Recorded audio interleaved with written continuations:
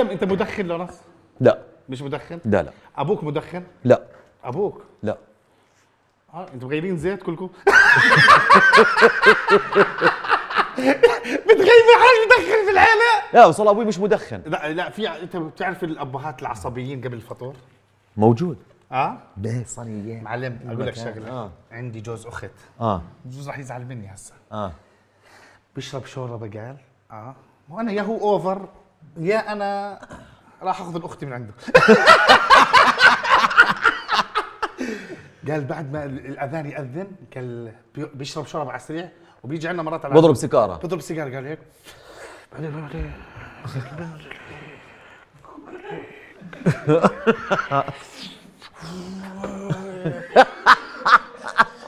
بعمل عليك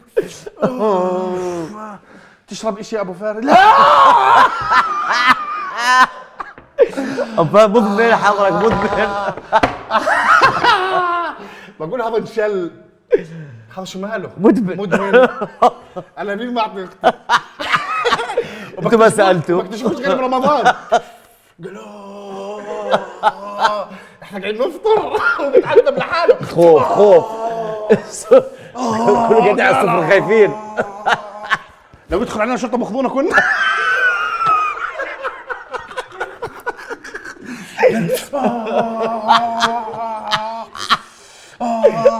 واختي الحرام مسكين.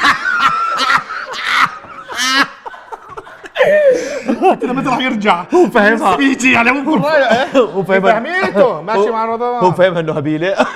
لا بطلت اعزمهم بالمره بالموضوع. اولادي صاروا يقولوا بابا شوف بخوفهم. بابا اصبر برجع عمو حيرجع. عمو راح مش بيجي.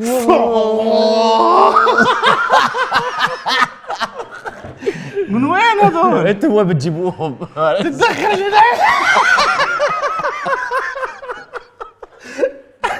معلم عمرك اكلت من البيض لا مش شو الحركات شو هذا؟ لا ده عشان ما تضلش على معدتها. شو يا لورنس؟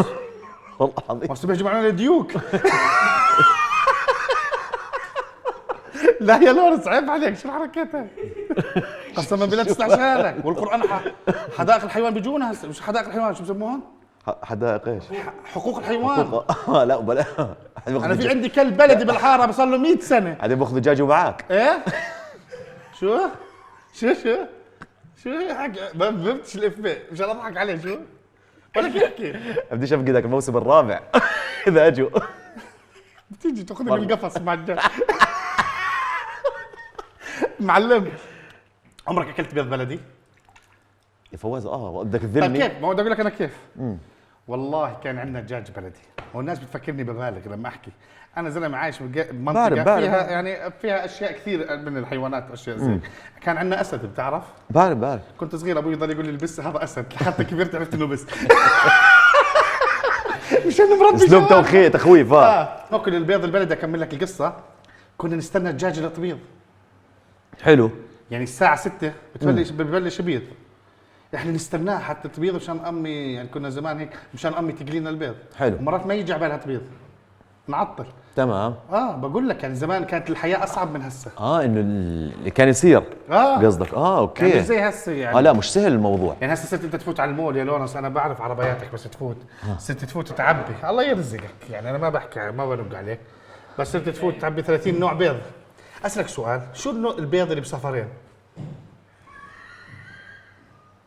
كمعلومات انا شايفك بتفهم بالدجاج. شو البيض بصفرين وفي بيض بصفرين يعني كيف هذا صفرين؟ خلص انسى تجاوبش. صح عن جد. حسب. يعني عمرك انت فقشت بيض طلع معك صفرين؟ لا ما بعرف انا بعرف انه في بيض بصفرين يعني بس. انت فقشته وطلع معك صفرين؟ نعم. يعني سويته وطلع معك صفرين؟ مش فاهم. انا شيء عشان بحكيش فيه. بسألك فقشت بيضة طلع معك صفرين؟ نعم. ايش عملنا فيه قليوية بيض وايش عملنا فيه كيك. حلو. لانه هو لما ينزل ايش مكتوب عليه سويت وبعد مكتوب عليه صالت. البيضة بتنزل هيك. ايش سويت وايش صالت. الصالت اقليه السويت اعمل عليه كيك. واذا كانت الدجاجة فرفوشة إلها على ديوك هذا عمل فيه حلو. طب هسه خلصنا الدجاج.